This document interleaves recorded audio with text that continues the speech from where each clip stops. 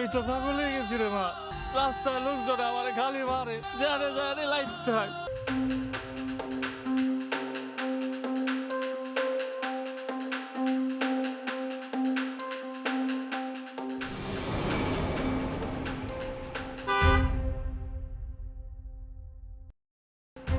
কি করছিলেন আপনি? আরেকটু হলে তো আপনি মরে যেতেন। তুই কাটা? হ্যাঁ বাবা তুমি? বাবা? এই, এই, এই, তোর বাবা কাটা? তুমি আমাকে চিনতে পারছো না? আমি তোমার মেয়ে জুলি।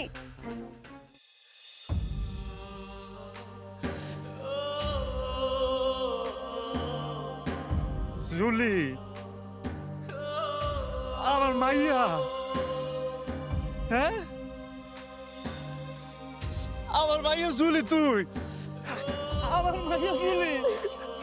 আমার মাইয়া, আমার মাইয়া জুলি। হ্যাঁ তুই আমার মাইয়া? হ্যাঁ আমি তোমার মেয়ে। তোমার এই অবস্থা কেন বাবা? আমি তো পাগল হয়ে গেছি রে মা। রাস্তায় লোকজন আমারে খালি মারে, জানে জানে লাইট থাক। পাগল দেখা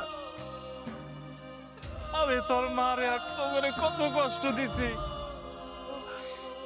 বাড়ি থেকে ঘর ধাক্কা দিয়ে বাইর করে দিছি।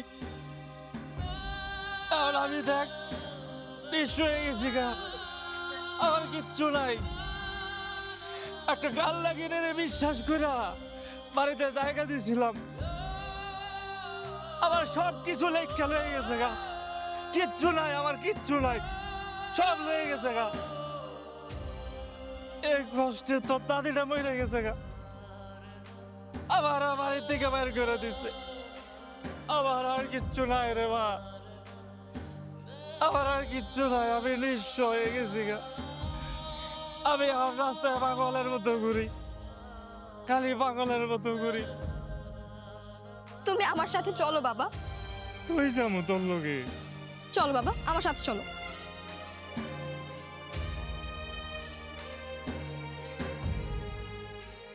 গাড়িতে উঠো।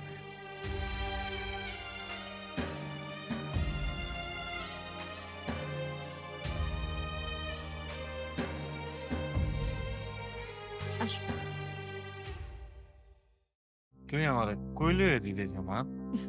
এটাই আমাদের বাসা। বড় বাড়ি। কি রে জুলি, সব পাগল টাগল বাড়ির ভিতরে নিয়ে আসছিস কেন? মা উনি আমার বাবা। এই লোকটারে তুই এখানে নিয়ে আসছিস কেন? মা বাবা এখন খুব অসহায়। তার জীবনে অনেক বড় একটা দুর্ঘটনা ঘটে গেছে। তুমি নিজেই তাকায় দেখো না বাবার কি একটা অবস্থা হয়েছে। সব কিছুই তার পাপের শাস্তি।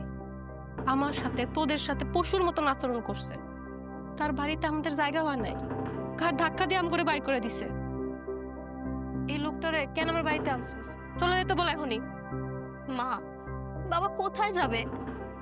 তার তো যাওয়ার মতো কোনো জায়গা নেই। কেন? তার তো বাড়ি আছে, বউ আছে, মা আছে, ওইখানে যাইবো। বাবা যে মহিলাকে বিয়ে করেছিল সে বাড়ি ঘর সম্পত্তি সবকিছু তার নিজের নামে করে নিয়েছে। আর তারপর বাবার দাদিকে বাড়ি থেকে বের করে দিয়েছে। দাদি শোকে স্ট্রোক করে নাকি মারা গিয়েছে। অন্যদিকে বাবা সবকিছু হারিয়ে পাগল হয়ে রাস্তায় রাস্তায় ঘুরছিল। জানো মা, আমি যখন রেস্টুরেন্ট থেকে বের হচ্ছিলাম আমি দেখলাম বাবা রাস্তার মধ্যে পাগলামি করছে। একটুর জন্য বাবা গাড়ির নিচে পড়েনি। ওই মুহূর্তে যদি আমি বাবাকে না সরাতাম তাহলে তো বাবা মরেই যেত। কি গফুর সাহেব, মনে পড়ে সেই দিনগুলোর কথা? প্রত্যেকটা দিন আমার উপর, আমার এই মেয়েগুলোর উপর পশুর মতন আচরণ করছে। বাপ যে কি বস্তু হয়, বাপের আদর ভালোবাসা যে কি হয়, আমার মেয়েগুলো জানে না। আজকে সেই মায়েই আপনার জীবন বাঁচাইছে। কোথায় গেল আপনার সে ক্ষমতা, অহংকার? কই গেছে? আল্লাহ কিন্তু ছাড় দেয়, ছেড়ে দেন। সেই মানুষগুলারে আপনি সর্বোচ্চ অত্যাচার করছেন, আজকে ঠিক সেই মানুষগুলোর দরজায় আপনার এসে দাঁড়ায় আছে। আমার পেটের সন্তানটারও সে অত্যাচার করছে। এই লোকটার চেহারা দেখতেও আমার ঘৃণা লাগে। তানিয়া, তানিয়া, তুমি আমার খবর ফিরে দাও। আমি অনেক বড় অন্যায় করছি, অনেক খারাপ আচরণ করছি তোমাকে উপরে। তুমি যদি আমার ক্ষমা না করো তাহলে আল্লাহ আমাদের ক্ষমা করবো না। ওঠা, আমি তোমার কাছে কত কান্নাকাটি করছি, অনুরোধ করছি যে আমগুলো এগুলো কইরো না। এত কিছুর পরও তুমি পশুর মতন আচরণ করছো। একটা বারের জন্য আমগোর প্রতি তোমার সামান্য মায়া দেওয়া হয় না। আমগুলো যে মানুষগুলোর লেগে বাইক করে দিছিলা, আজকে কই সেই মানুষগুলা?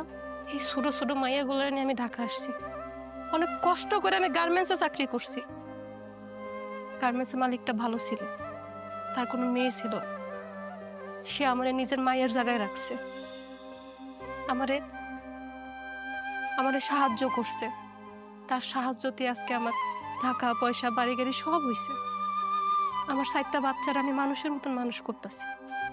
আমার ফুলি তুলি ছোট মায়াটা করো।